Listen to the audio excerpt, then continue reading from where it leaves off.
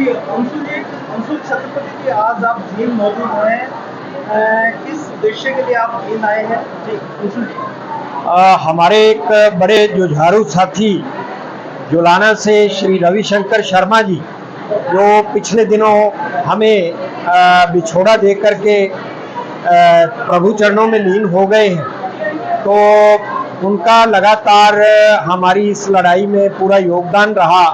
रविशंकर शर्मा जी बहुत जज्बे के साथ, दिलेरी के साथ इस काम में लगे रहे। उन्होंने जींद से छत्रपति अवार्ड शुरू किया और पत्रकार छत्रपति के नाम पर वो अपने अपने फील्ड में महारत रखने वाले स्टूडेंट्स को और लोगों को बुला करके हर साल सम्मानित करते थे। तो हमारे पिता के नाम पर, पत्रकार छत्रपति के नाम पर उन्होंने जो अवार्ड शुरू किया था, लगातार जींद की धरती से वो हरियाणा के अलग अलग जिलों से लोगों को बुला करके सम्मानित करते रहे। तो पिछले दिनों हरिदा घाट की वजह से वो हमसे बिछुड़ गए।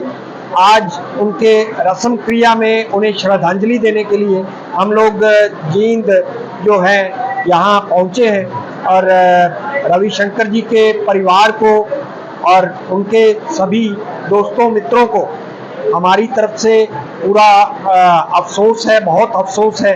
और श्रद्धांजलि स्वरूप हम तो यही कहेंगे कि हमारा एक जुझारू साथी जो है वो हमसे विदा हो गया और जींद में हमारा वो खूंटा थे, हमारा जींद के अंदर हमारी वो आवाज़ थे।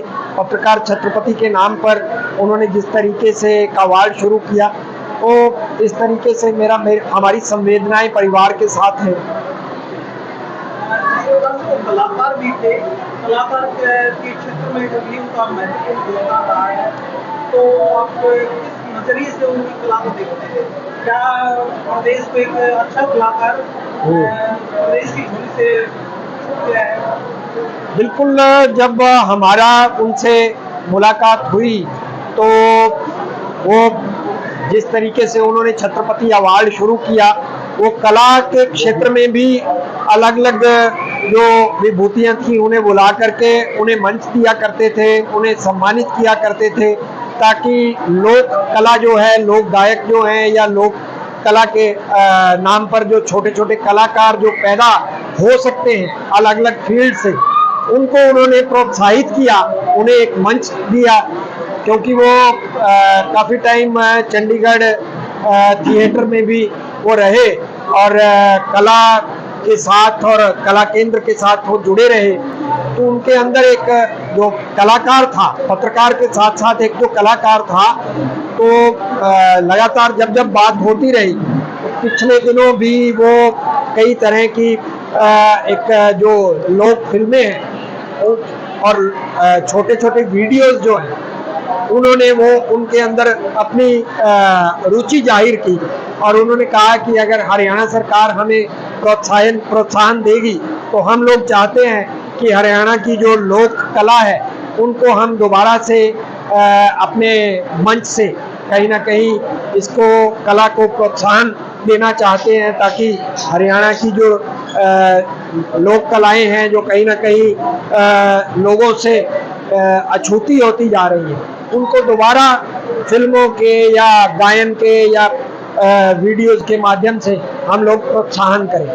तो उनके अंदर ये जो एक कलाकार था, जो एक प्रतिभा थी कलाकार के तौर पर, वो काफ़ी उसमें रुचि रखते थे और लगातार इस फील्ड में वो अग्रसर भी थे।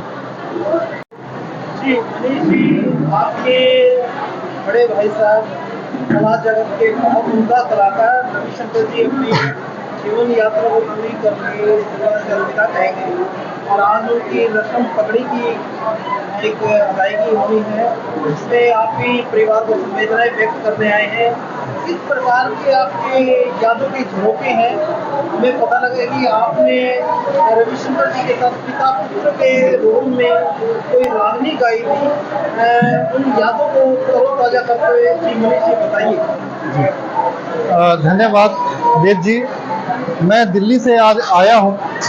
रविशंकर शर्मा मेरे बड़े भाई की तरह थे।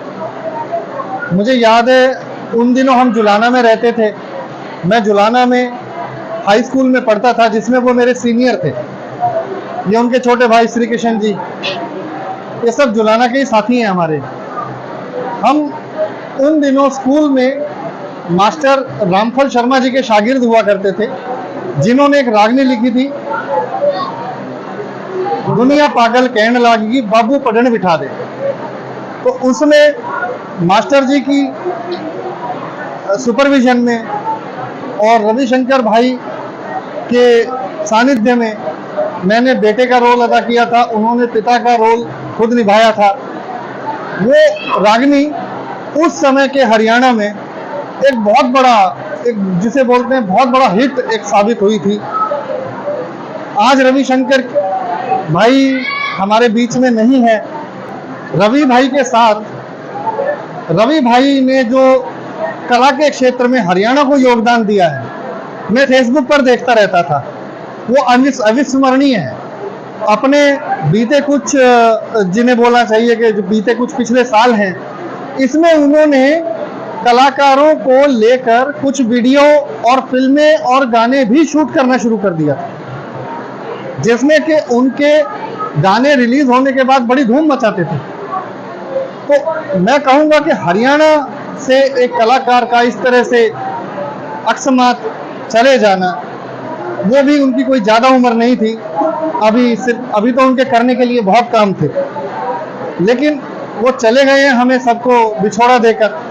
मैं परमात्मा से उनकी आत्मा की शांति के लिए विनम्र प्रार्थना करता हूं, उनको श्रद्धांजलि देता हूं और साथ में एक कामना करता हूं कि उनके द्वारा जो रिक्त स्थान छोड़ा गया है जींद में, एक कलाकार के रूप में, एक पत्रकार के रूप में, एक जिसे बोलना चाहिए एक समाज सेवक के रूप में, तो उस रिक्त स्थान को भरने के लिए उनके बेटे या उनके किसी भाई, किसी को तो आगे आकर वो जगह लेनी चाहिए और उनका जो ध्येय था, जो उनका एक मिशन था, तो मिशन चलता रहे।